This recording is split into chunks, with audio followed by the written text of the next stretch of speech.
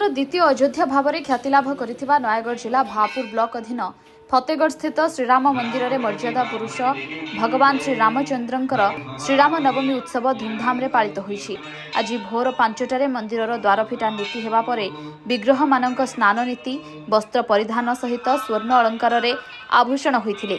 एहापरे सकाळ 6:15 समय मंगल आलती हेबा सहित रीतिनीति अनुसार पूजार्चना हेबा परे श्रद्धालुंक दर्शन निमंते गर्भद्वार खोला जाइथिला। प्रभु श्री रामंक जन्मदिन में सकाळु दिव्य दर्शन कृपालाभ करने सहित आखपाख अंचल विभिन्न जिलूर भी हजार हजार राम भक्त आसी भिड़ जमाई।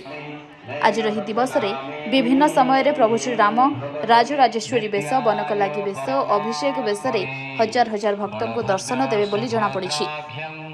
प्रचंड ग्रीष्म प्रवाह को दृष्टि रखी विग्रह को शांति श्रृंखलार सहित दर्शन करने फतेगढ़ श्रीराम सेवा परिषदर सभापति वेणुधर प्रधान नेतृत्व में एक टीम गठन कर बारिकेड्र व्यवस्था, सुरक्षित पार्किंग व्यवस्था, पानीय जल जोगाण, प्रसाद सेवन व्यवस्था आदि सुचारू रूपे आयोजन कर टाई टाई खरा सत्वे हजार हजार श्रद्धालुंकर भिड़ रही। भिड़ को नियंत्रण करने स्थानीय फतेगढ़ थाना अधिकारी पक्षर पुलिस मुतयन कर। ब्यूरो रिपोर्ट बाघुआ वार्ता। जय श्रीराम। सरोज महापात्र। पवित्र श्रीराम नवमी उपलक्षे महाप्रभु श्रीरामचंद्र पदार बिंदरे अनंत कोटि प्रणाम। एवं आज पवित्र श्रीराम नवमी महाप्रभु श्रीरामचंद्र जन्म उत्सव महा आडंबर पालन करा जाउछि।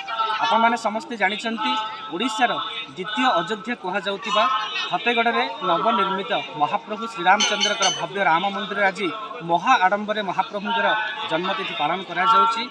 एवं आज आपण समस्ते जानिथे जो भाव प्रत्येक दैनिक महाप्रभुंर नीतिकांति कराए ताहा आज टी भिन्न कहीं आज महाप्रभुंर पवित्र जन्मोत्सव पालन करा जाउछि। प्रातः 5टा समय महाप्रभुंर द्वारफिटा नीति आरंभ होता।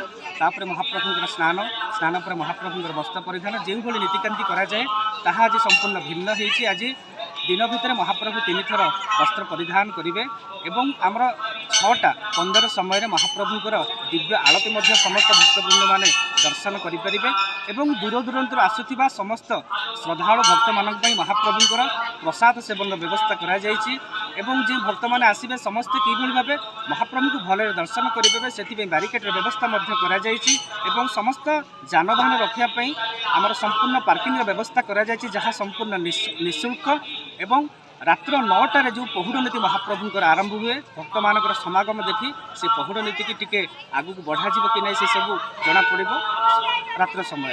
तेणु आपण समस्त को महाप्रभु पाखे प्रार्थना करूँ महाप्रभु समस्त को भलरे रखु खुशी रखु और पवित्र श्रीराम नवमी उपलक्षे समस्त श्रद्धालु मानक अभिनंदन स्वागत। जय श्रीराम।